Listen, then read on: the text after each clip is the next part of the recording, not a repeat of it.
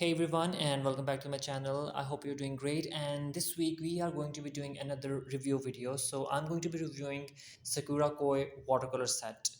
So let's get started. First of all, it's a small plastic sketch box with 12 colors in it, and the thing that I love the most is actually the mixing areas.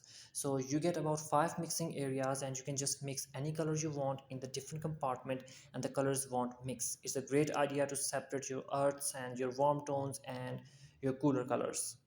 I converted this green big box as a mixing area. It had a sponge in it and it also comes with this refillable plastic watercolor brush, which I don't use because I just don't like the feeling of it, but that is something that is included in the set. You just fill it with water and use it as you like, but I like to use those traditional watercolor brushes. Now let's make a swatch chart for all the paints, and the number one is Chinese white, which is number 003.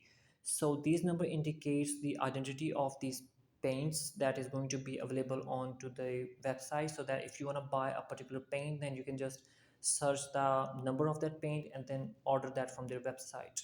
Now, something was a little fishy for me because I went to their website to collect some information about the pigment that they're using for the manufacturing of the paints, but there is absolutely zero information regarding the pigments, and I think that is kind of concerning because pigments are the backbone of your paint.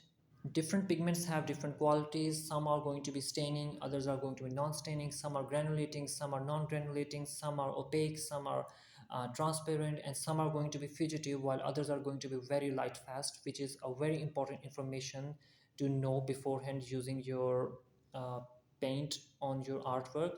So I think that is a very important information that is missing on their website, so we really cannot talk a lot about those things.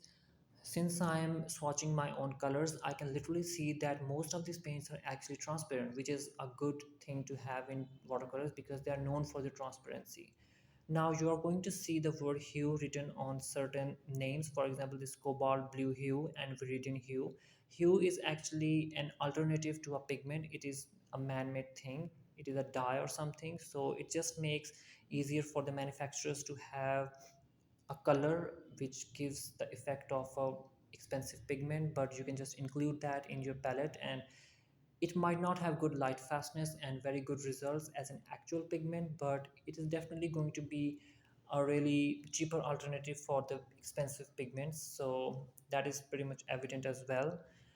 Now I gotta say one thing, some of these paints are not very opaque, however they're still opaque. For example, this yellow ochre, while I find this particular light red to be very opaque, so this is the most opaque paint in this whole set. Last but not the least is the ivory black.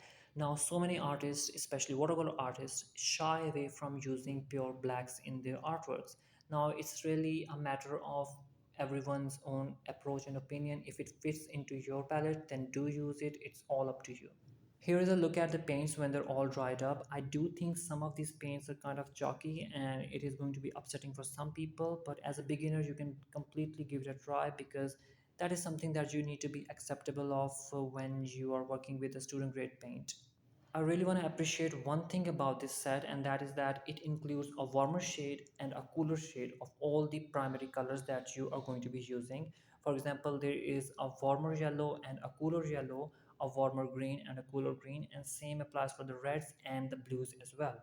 Now, I do think it's a very beginner friendly set because it has a warmer and a cooler tone for all the colors. It has a black, it has whites in it, which are not going to be used a lot, but you can definitely give them a try as well. Now I'm going to be demonstrating a wet on wet technique using the colors from this palette so that we can analyze them in live action. I think that these paints have a really good flow onto the paper and they do blend together really easily. If I compare that with the white nights, I do think that white nights have a lot better blending and they do flow onto the paper really beautifully and elegantly. But again, it's a student grade paint, so I think for that it's a really amazing result that you're seeing on your screen. It's also a matter of practice as well. I have seen some artists on YouTube and Instagram who are creating absolutely amazing art pieces with student grade paints. And I did see a person make a portrait of an old man using these exact Sakura Koi watercolors. So it's just all about practice. If you have practice, then you can create absolutely an masterpiece with these paints as well. You really don't need to be buying only the expensive ones.